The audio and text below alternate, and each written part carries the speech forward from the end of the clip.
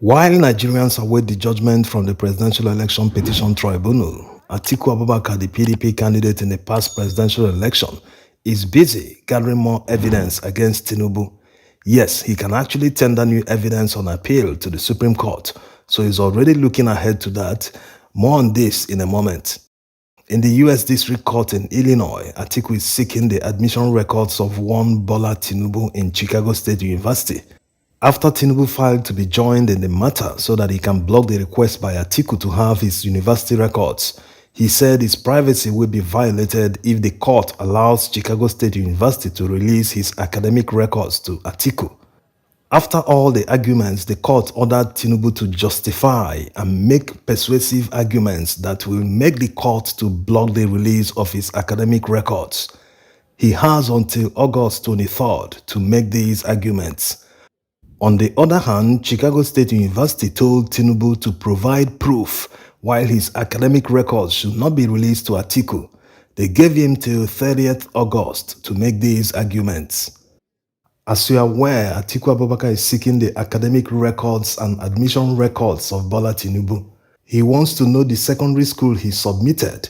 Just like in Nigeria, before anyone can be admitted into any university, you must submit your WAEC results or NECO results and JAMB. All these records will prove the secondary school you attended. So that's exactly what he wants to prove when he gets access to these documents from Chicago State University. When they release these documents to Atiku, he will be able to solve the age-long controversy about the actual date of birth of Tinubu. Right now, his documents show that he was born on March 29, 1952, which puts him at 71 years. Some of his documents in the past used to bear 1954, which is the actual year the Bola Tinubu that was admitted in Chicago State University was born. The implication of the proof, if Atiku is able to lay his hands on them, will be enormous. Let's take them one by one. Number one, going by Section 131D of the 1999 Constitution, which stipulates the minimum educational requirement for any candidate in the presidential election. That minimum requirement is school cert, WAEC, NECO, anything after secondary school. It also has equivalent. We'll get to that in a moment.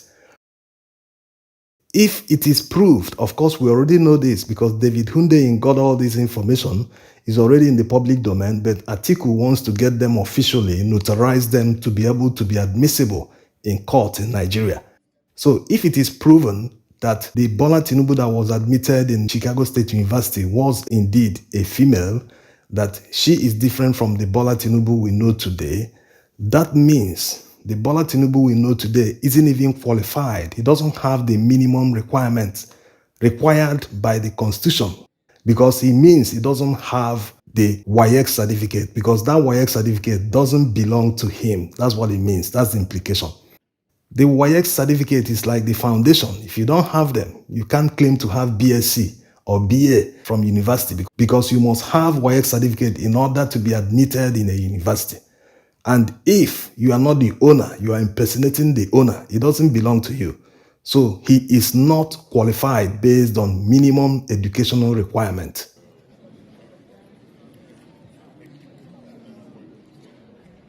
Remember that this is a new ground for disqualification of Tinubu. The main ground that Atiku argued was the issue of the certificate forgery. And while trying to subpoena to receive the real certificate, it opened a can of worms. This is why he's now seeking to see the admission records, to see the foundation of documents that the person submitted to be admitted in Chicago State University. The admission records of the real Bola Tinubu also proves why the fake one had to download the Chicago State University certificate from Pinterest. The downloaded certificate contains fake signatures that are quite different from the real one issued by Chicago State University. This evidence solves the jigsaw puzzle. Everything is coming together. It makes perfect sense that the impersonator, who wasn't the person that was admitted in Chicago State University, he doesn't have the records to prove that he is the person that was admitted. He doesn't know his admission number to the university. If you can't furnish this information to the school, they can't give you a new certificate. It's as simple as that. Go to any university in Nigeria where you attended. You'll be given a form. Fill out the form. Of course, it must contain your admission number and other relevant information. If you submit all these correctly, the school will simply say, oh, sorry, we don't issue two certificates. We'll just give you a cover letter or something like that. If it's a school that can give you another certificate, they will simply issue you one. Number two of what Atiku will achieve when these documents are made public is that it will embarrass the judges. Let's assume that they are trying to find ways to exonerate Tinubu and not disqualify him. And before they deliver the judgment, Atiku releases the bombshell. Hey, the true person that was admitted in Chicago State University was a female, not this man that we know today. Hey! So it will be an embarrassment. Where will they start? How do you start to defend someone who is an obvious impersonator? He wasn't the one that went to the university, but he has been claiming all along over the years that he went to this university. So it will be a bombshell. And imagine the embarrassment to Nigerians, not just the judiciary. Imagine adding identity theft to many of his baggages. When people throw jabs at Nigerians now, they'll be saying, he wasn't only involved in narcotics and money laundering, he also stole someone's identity. Hi! Now wow. So you can understand when we make the analysis that it will be difficult to exonerate and defend this man. They won't see the feet to stand on. They won't see the technicality to exonerate someone who stole someone's identity, who was involved in narcotics trafficking and money laundering. So basically, the man's life is a lie. No one will employ such a person. So why should Nigerians employ such a man?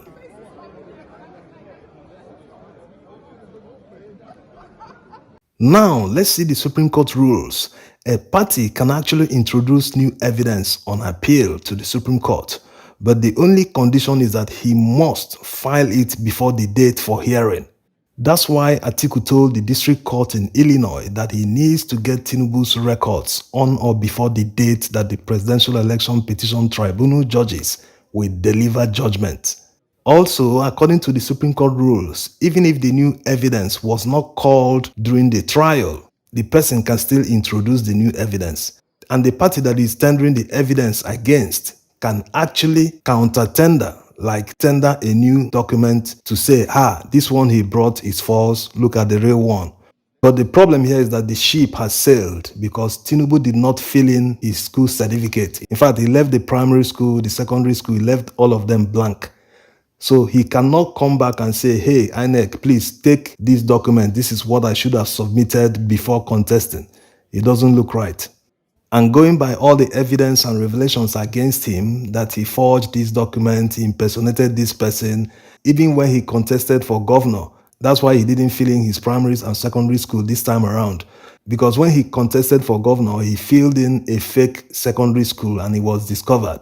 So with all this, whatever he will try to bring to counter what Atiku will tender at the Supreme Court will fall flat because of his history of forgery and impersonation.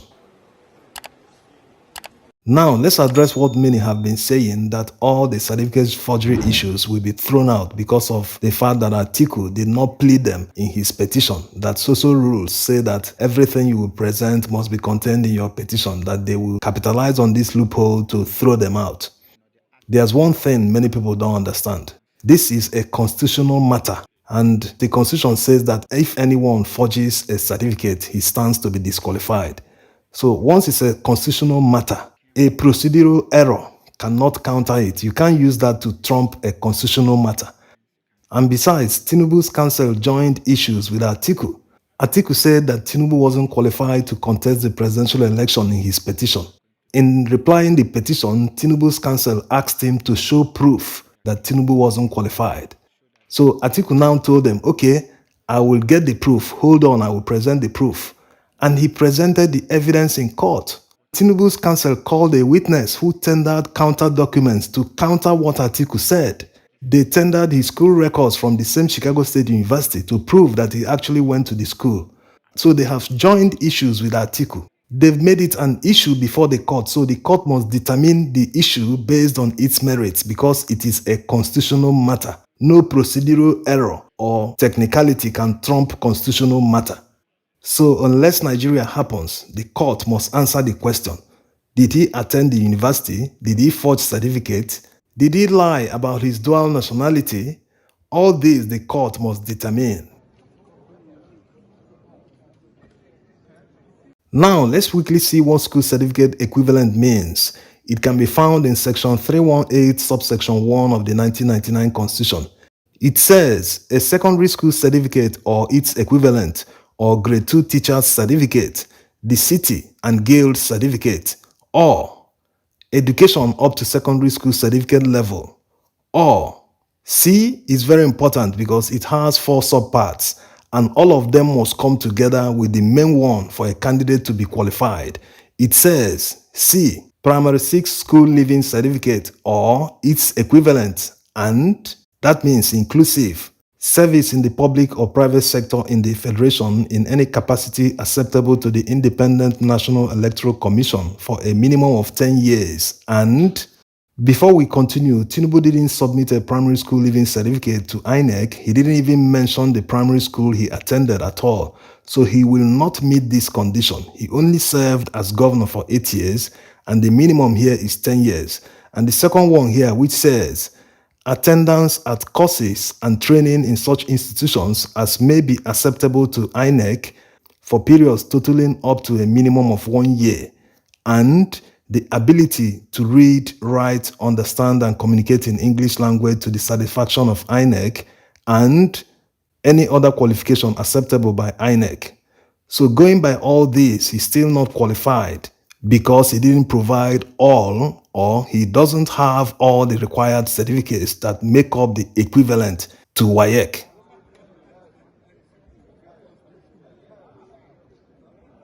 Now, let's squeeze in some updates from some state governorship election petition tribunals. In Lagos, they've rounded up arguments just like the Presidential Election Petition Tribunal, so the judges are actually in deep deliberation now. They will deliver judgment very soon. The main issue at stake here is that Gbadebo Rosevival, the Labour Party candidate, wants the court to disqualify Sanwo-Olu because his deputy swore a voluntary oath of allegiance to the United States when he took up their citizenship. On the other hand, the PDP candidate is asking the court to disqualify both Sanwo-Olu and Gbadebo Rosevival. So it's an interesting one and a judgment to watch out for. In Rivers State, the Governorship Election Petition Tribunal is actually sitting in Abuja because of the constant security threats in Port Harcourt. As you are aware, APC withdrew from the petition of Tony Cole, the APC governorship candidate. They obviously made a deal with Wike. You scratch my back, I scratch yours. He rigged the presidential election for them and they rewarded him with a ministerial nomination. Tony Cole is still pursuing the petition anyway, plus the Labour Party candidate and others.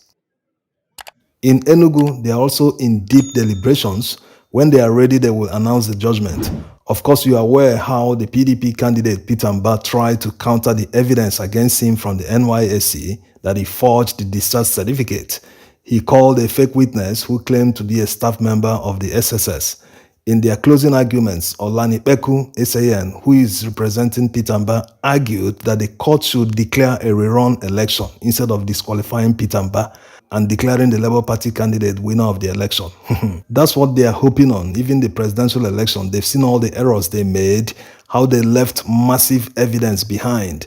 They want the courts to give them the opportunity to do a better job in a new election. Let's see how it goes, and thanks for watching.